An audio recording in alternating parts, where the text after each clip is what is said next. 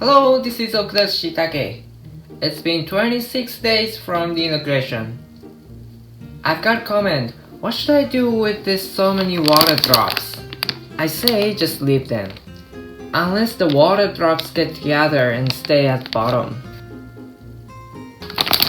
Please just take the water out. For the most part,